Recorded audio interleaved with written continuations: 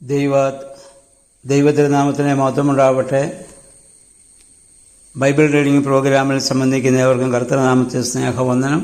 എബ്രായ ലേഖനം 4-ാം അധ്യായം നമ്മളിന്ന് വായിക്കുന്നു. 4-ാം അധ്യായത്തിൽ വിശ്രമത്തെക്കുറിച്ചുള്ള ദൈവത്തിൻ്റെ വാഗ്ദാനമാണ്. ഈ ഭൂമിയിൽ ദൈവത്തിൽ ആശ്രയിച്ച് ജീവിക്കുന്നവൻ ദൈവികമായ ആ സ്വസ്ഥതയിലേക്ക്, വിശ്രമത്തിലേക്കുള്ള പ്രവേശനം ദൈവം വാഗ്ദാനം ചെയ്തിട്ടുള്ളതാണ്. എന്നാൽ ഇസ്രായേൽ ജനത്തിന് ആ സ്വസ്ഥതയിൽ, ആ വിശ്രമത്തിലേക്ക് പ്രവേശിക്കാൻ സാധിച്ചില്ല. ആ വാഗ്ദാനം അവർക്ക് സ്വീകരിക്കാൻ സാധിച്ചില്ല. നാം ദൈവത്തിൽ വിശ്വസിച്ച് ദൈവഹിതപ്രകാരം ജീവിക്കുമെങ്കിൽ ദൈവികമായ ആ വിശ്രമം, ദൈവികമായ സ്വസ്ഥതയിലേക്ക് നമുക്ക് പ്രവേശിക്കാൻ സാധിക്കും. അവർക്കെന്ന പോലെ ആ വലിയ സദ്വാർത്ത നമുക്ക് ലഭിച്ചിരിക്കുകയാണ്. ദൈവത്തിൻ്റെ വിശ്രമത്തെക്കുറിച്ച് പറയുന്നത് 6 ദിവസം കൊണ്ട് സകലത്തെയും സൃഷ്ടിച്ച ദൈവം 7-ാം ദിവസം സ്വസ്ഥമായിരുന്നു എന്നുള്ളതാണ്. നമുക്കറിയാം, കനാനിലേക്ക് പോയവരിൽ യോശുവയും കാലേബും മാത്രമേ കനാനിൽ പ്രവേശിക്കാൻ സാധിച്ചുള്ളൂ. മറ്റുള്ളവരുടെ അനുസരണരാഹിത്യം മൂലം അതവർക്ക് സാധ്യമായില്ല. അപ്പോൾ ദൈവജനത്തിന് ശാബത്തിന്റെ വിശ്രമം ഇനിയും പ്രാപിക്കുവാൻ ദൈവം ഒരുക്കിയിരിക്കുന്നതിനാൽ സ്വന്തം പ്രവൃത്തികളിൽ നിന്ന് നമ്മൾ വിരമിക്കുകയും അനുസരണരഹിതനെ പോലെ വീണു പോകാതിരിക്കാൻ കാത്തിരുന്ന ഉത്സാഹിക്കുകയും ചെയ്യണമെന്നർത്ഥം. 4:1 നമുക്കും അപ്രകാരം സ്വസ്ഥതയിൽ പ്രവേശിക്കാനുള്ള വാഗ്ദാനമാണ് ദൈവം നൽകിയിരിക്കുന്നത്. എന്താണ് ഈ പറഞ്ഞതിൻ്റെ അർത്ഥം? നാം ദൈവത്തിൻ്റെ കൃപയുടെ കീഴിലായിരിക്കുമെങ്കിൽ പാപത്തിന് നമ്മുടെ മേൽ ആധിപത്യം ചെലുത്തുവാൻ സാധ്യമല്ല. അത് കനാനിലെ ഓരോ മല്ലിനെയും തങ്ങളുടെ കാൽക്കീഴിലാക്കി തരുമെന്ന് ഇസ്രായേലിയരോട് പറഞ്ഞ വാഗ്ദാനത്തിന് സമമാണ്. അതാണ് സ്വസ്ഥമായ ജീവന്റെ വാഗ്ദാനം. സ്വസ്ഥതയ്ക്ക് എതിരായ അവസ്ഥകൾ എന്താണ്? പരാജയവും ഉയർച്ച താഴ്ചകളും പ്രക്ഷുബ്ധമായ ജീവിത സാഹചര്യങ്ങളുമാണ്. എന്നാൽ ഇസ്രായേൽ ജനം കേട്ടതുപോലെ ദൈവത്തിൻ്റെ സുവാർത്ത കേട്ടവരാണ് നമ്മൾ. അതാണ് സുവിശേഷങ്ങളിലൂടെ വചനം വായിക്കുകയും വചനം കേൾക്കുകയും ചെയ്യുമ്പോൾ ആ സദ്വാർത്തയാണ് നമ്മൾ കേൾക്കുന്നത്. അതുകൊണ്ട് സ്വസ്ഥതയിൽ പ്രവേശിക്കുവാനുള്ള വിശ്വാസം നഷ്ടപ്പെടാതെ നമ്മൾ സൂക്ഷിക്കണം. ഇസ്രായേൽ ജനം കേട്ട സദ്വാർത്ത എന്തായിരുന്നു? ദൈവം അവർക്ക് മിസ്രയീമിൽ കൊടുത്ത ആ വാഗ്ദാനം, അതിന് 2 ഭാഗങ്ങളുണ്ടായിരുന്നു. അതിൻ്റെ 1-ാം ഭാഗം ഞാൻ നിങ്ങളെ മിസ്രയീമിൽ നിന്ന് വിടുവിച്ചു കൊണ്ടുപോകുമെന്നതായിരുന്നെങ്കിൽ 2-ാം ഭാഗം ഞാൻ നിങ്ങളെ കനാൻ ദേശത്ത് പാർപ്പിക്കുമെന്നായിരുന്നു. പുറപ്പാട് പുസ്തകം 3-ാം അധ്യായത്തിൻ്റെ 17 വാക്യങ്ങൾ വായിക്കുക. ആ നല്ല വാർത്ത അവർ കേട്ടു എങ്കിലും അതിൻ്റെ 1-ാം ഭാഗം മാത്രമേ അനുഭവിക്കാൻ അവർക്ക് സാധിച്ചുള്ളൂ. 2-ാം ഭാഗം അനുഭവിക്കാൻ സാധിച്ചില്ല. കാലേബും യോശുവയും മാത്രമേ മിസ്രയീമിൽ നിന്ന് ഇറങ്ങിയവരിൽ അവിടെ പ്രവേശിക്കാൻ പറ്റുള്ളൂ. ബാക്കിയുള്ളവരൊക്കെ മരുഭൂമിയിൽ പിന്നീട് ജനിച്ചവരാണ്. ഇന്ന് ക്രൈസ്തവരായ നമ്മെ സംബന്ധിച്ചിടത്തോളം ഈ വാഗ്ദാനത്തിൻ്റെ 2 ഭാഗങ്ങളും കേൾക്കുവാൻ നമുക്ക് കഴിയും. 1, യേശു നമ്മുടെ പാപങ്ങളെ ക്ഷമിക്കുന്നു. 2, പാപത്തിൽ വീഴുന്നതിൽ നിന്നും ദൈവം നമ്മളെ സംരക്ഷിക്കുന്നു. നമ്മൾ പലപ്പോഴും ആ 1-ാം ഭാഗം മാത്രം കേട്ട് നമ്മൾ സമാധാനത്തോടെ ജീവിക്കാൻ ആഗ്രഹിക്കുന്നവരാണ്. അതിൻ്റെ പ്രധാന ഭാഗം 2-ാം ഭാഗമാണ്. നമുക്ക് ദൈവത്തിൻ്റെ സ്വസ്ഥതയിലേക്ക്, ആ സമാധാനത്തിലേക്ക് പ്രവേശിക്കാൻ ഉള്ള ആഗ്രഹവും അതിനുവേണ്ടിയുള്ള പ്രാർത്ഥനയുമാണ് നമുക്ക് ആവശ്യമായിട്ടുള്ളത്. കൂടുതൽ വിശ്വാസികളും 1-ാം ഭാഗം കൊണ്ട് തൃപ്തിപ്പെടുന്നവരാണ്. എന്നാൽ 2-ാം ഭാഗമാണ് അതിൻ്റെ ഫലം എന്ന് പറയുന്നത്. 1-ാം ഭാഗമാണ് നമ്മൾ മറ്റ് അല്ലെങ്കിൽ ആത്മീയമായ കർമ്മങ്ങളൊക്കെ ചെയ്ത് അതിൽ നമ്മൾ സംതൃപ്തി നമ്മൾ കണ്ടെത്തുകയാണ്. ബാഹ്യമായ അത്ഭുതങ്ങൾ, സൗഖ്യദായകം അല്ലെങ്കിൽ ദൂത്, പ്രാർത്ഥന, നോയമ്പ്, ഇതൊക്കെ നമ്മൾ അനുഷ്ഠിച്ച് നമ്മളങ്ങ് പോകുകയാണ്. ആ രണ്ടാം ഭാഗമായ സ്വസ്ഥതയിലേക്ക് പ്രവേശിക്കാനുള്ള ആഗ്രഹവും അതിനുവേണ്ടിയുള്ളതായ വിശ്വാസവും അതിനുള്ള സമർപ്പണവും ഉണ്ടോ എന്നുള്ളതാണ് നമ്മൾ പരിശോധിക്കേണ്ടത്.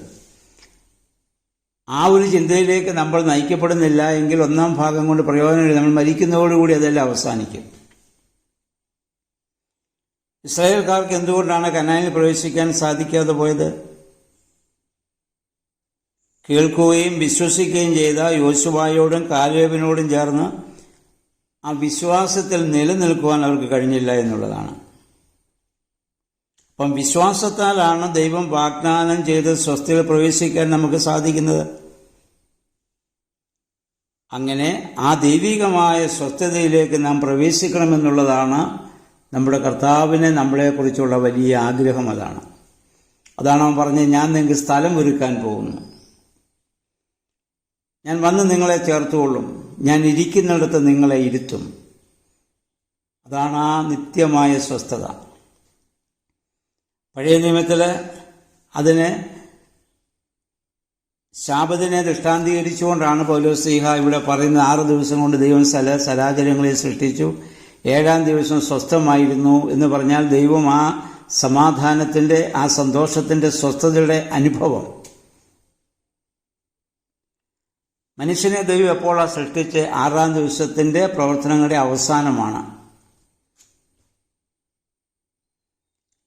അപ്പം ആദമും ഹവ്വയും വാസ്തവത്തിൽ സൃഷ്ടിക്കപ്പെട്ട ഉടനെ തന്നെ ദൈവികമായ 7-ാം ദിവസത്തെ സ്വസ്ഥതയിലേക്ക് പ്രവേശിക്കാനുള്ള ഭാഗ്യം അവർക്ക് ലഭിച്ചതാണ്.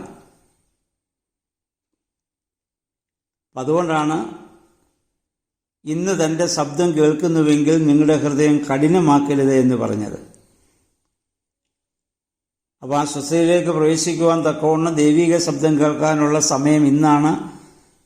അതുകൊണ്ടാണ് സുവിശേഷങ്ങൾ എപ്പോഴും പറയുന്നത്, നാളെയല്ല ഇന്നാണ് നമ്മൾ തീരുമാനമെടുക്കേണ്ടത്. ഇത്രയും കാലം നമ്മൾ ഭൗതികമായി അനുഭവിച്ചതിൽ നിന്ന് വളരെ ഉന്നതത്തിലുള്ള ഒരു വിളിയാണ് ദൈവം നമുക്ക് നൽകിയിട്ടുള്ളത്. അതുകൊണ്ടാണ് പറഞ്ഞത്, നിങ്ങളുടെ ഹൃദയം നിങ്ങൾ കഠിനമാക്കരുത്, കർത്താവെ അങ്ങയുടെ സ്വസ്ഥതയിൽ പ്രവേശിക്കാൻ ഞങ്ങൾ ആഗ്രഹിക്കുന്നുവെന്ന് ഓരോ ദിവസവും പ്രാർത്ഥനയിൽ നമ്മൾ ഏറ്റുപറയേണ്ടവരാണ്. ദൈവം നമുക്ക് ഇനി നൽകാനിരിക്കുന്ന ആ വലിയ സന്തോഷത്തിൻ്റെ ഒരു ദൃഷ്ടാന്തമാണ് പഴയ നിയമത്തിലെ കനാൻ. അപ്രകാരമുള്ള ഒരു സബത്താനുഭവം ഇന്നും നമ്മളെ സ്വർഗത്തിൽ കാത്തിരിപ്പുണ്ട്.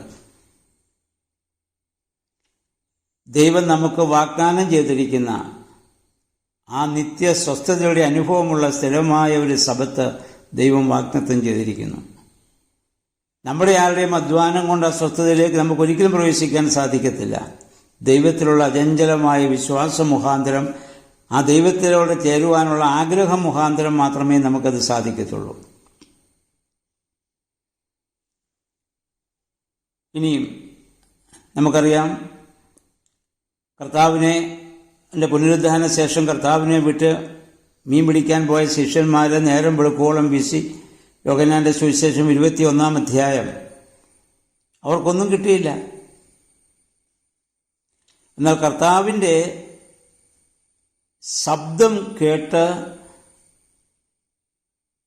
അതിനുശേഷം അവർ വല വീശിയപ്പോൾ എന്ത് സംഭവിച്ചു? പടക് നിറയുമാറ് മീൻ അവർക്ക് ലഭിച്ചു എന്നാണ്. ഇതാണ് കർത്താവ് നമ്മളെ പഠിപ്പിക്കുവാൻ ആഗ്രഹിക്കുന്ന പാഠം. ഒരായുസിൻ്റെ അധ്വാനം, ഒരായുസ് മുഴുവൻ നമ്മൾ അധ്വാനിച്ചുകൊണ്ടും കാര്യമില്ല. ആ ദൈവീക ശബ്ദത്തിന് വിധേയമായി നമ്മൾ അധ്വാനിക്കുമ്പോൾ ഒരുപാട് നമ്മൾ അധ്വാനിക്കേണ്ട കാര്യമില്ല. പിന്നെ ഒറ്റ വലയെ അവർ വീശിയുള്ളൂ, അത് നിറഞ്ഞ മത്സ്യം അവർക്ക് അവിടെ ലഭ്യമാവുകയാണ്. ആ ദൈവികമായ സ്വസ്ഥതയിലേക്ക് പ്രവേശിക്കുവാനാണ് നമ്മൾ ആഗ്രഹിക്കേണ്ടത്. ആ സ്വസ്ഥതയെക്കുറിച്ചാണ് പൗലോസ്ലീഹ പറയുന്നത്. നമ്മുടെ സ്വസ്ഥത യേശുക്രിസ്തു എന്ന വ്യക്തിയിലാണ്. പഴയ നിയമ ഇസ്രായേലിന് അനുസരണക്കേട് മുഖാന്തരം അത് പ്രാപിക്കാൻ സാധിച്ചില്ല. വാഗ്ദത്തം ചെയ്തതാണ്, പക്ഷെ അവർക്ക് പ്രാപിക്കാൻ സാധിച്ചില്ല. അതുകൊണ്ട് കർത്താവ് ഭൂമിയിൽ ജീവിച്ചിരുന്നപ്പോൾ പറഞ്ഞല്ലോ, അധ്വാനിക്കുന്നവരും ഭാരം ചുമക്കുന്നവരും എൻ്റെ അടുത്ത് വരുവേൻ, ഞാൻ നിങ്ങളെ ആശ്വസിപ്പിക്കാമെന്ന്. അപ്പം ആ ദൈവകരങ്ങളിൽ നമുക്ക് പൂർണ്ണമായി നമുക്ക് സമർപ്പിക്കാം. 12-ാം വാക്യം ദൈവവചനത്തിൻ്റെ മാഹാത്മ്യവും ശക്തിയുമാണ് ഇവിടെ പറയുന്നത്. അത് മനുഷ്യന് കേൾക്കാൻ മാത്രമുള്ളതല്ല, അതിൻ്റേതായ പ്രവൃത്തിയുണ്ട്. ജീവനുള്ളതും പ്രവർത്തന ശക്തവും അന്തരിന്ദ്രിയങ്ങളെ പരിശോധിക്കുന്നതുമാണത്.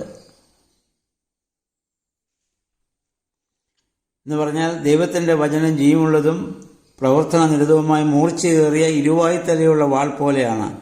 ഇത് തുളച്ചു കയറി ആത്മാവിൻ്റെയും പ്രാണൻ്റെയും സന്ധികളെയും മജ്ജകളെയും വരെ പിളർന്നു മാറ്റി ഹൃദയത്തിൻ്റെ ചിന്തകളെയും ഉദ്ദേശങ്ങളെയും വിവേചിക്കുന്നതാണ്.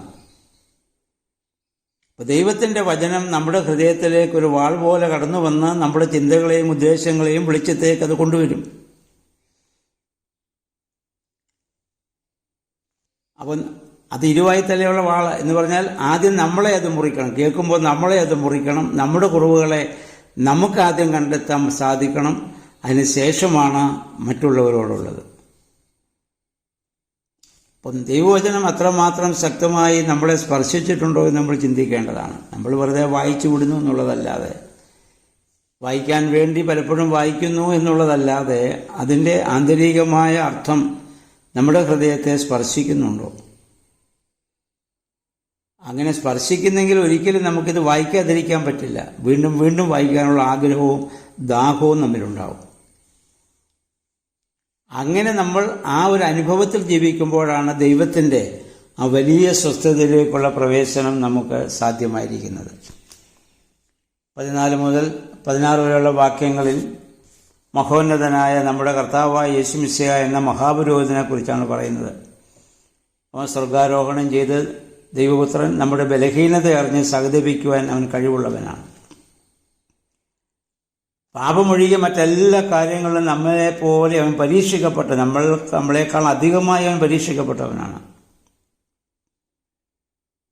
അതുകൊണ്ട് നമുക്ക് കാരുണ്യം ലഭിക്കാനും ആ ദൈവത്തിൻ്റെ കൃപാവരം പ്രാപിക്കുവാനും ആ യേശുക്രിസ്തുവിൻ്റെ ആ വലിയ കൃപാസനത്തെ നമുക്ക് സമീപിക്കാം. അതാണ് നമ്മൾ പ്രാർത്ഥിക്കേണ്ടത്, ആരാധിക്കേണ്ടത് ഒക്കെ. ലക്ഷ്യം അതായിരിക്കണം. പക്ഷെ നമ്മുടെ ലക്ഷ്യമെല്ലാം വാസ്തവത്തിൽ ആ ഒന്നാമത്തെ വാഗ്ദാനം മാത്രം, ഭൂമിയിലെ കാര്യങ്ങളൊക്കെ നടന്നു കിട്ടാൻ വേണ്ടി മാത്രമായിട്ട് അവസാനിച്ചു പോകുന്നു. അതുകൊണ്ട് പൗലോസ്ലീഹ പറഞ്ഞു, നാം ഈ ആയുസ്സിൽ മാത്രം ക്രിസ്തുവിൽ പ്രത്യാശ വെച്ചിരിക്കുന്നുവെങ്കിൽ നിങ്ങൾ സകല മനുഷ്യരിലും അരിഷ്ടന്മാരത്രേ, അഥവാ നിർഭാഗ്യവാന്മാരത്രേ. ഈ ലോകം താൽക്കാലികമാണ്, വരാനുള്ള ലോകമാണ് നിത്യം. ആ ലോകത്തെ ലക്ഷ്യമാക്കി നമുക്ക് ജീവിക്കുവാൻ വേദപുസ്തക വാക്യങ്ങൾ നമ്മെ സഹായിക്കണം. ദൈവമേ, പരിശുദ്ധാത്മാവേ, ഞങ്ങളുടെ വായനകളും പ്രാർത്ഥനകളൊക്കെ അതിന് ഞങ്ങളെ സഹായിക്കണമേ എന്ന് നമുക്ക് പ്രാർത്ഥിക്കാം. എല്ലാവർക്കും നല്ലൊരു ശുഭദിനം ആശംസിക്കുന്നു. ദൈവനാമം മാത്രം മഹത്വപ്പെടുവാനിടയാവട്ടെ.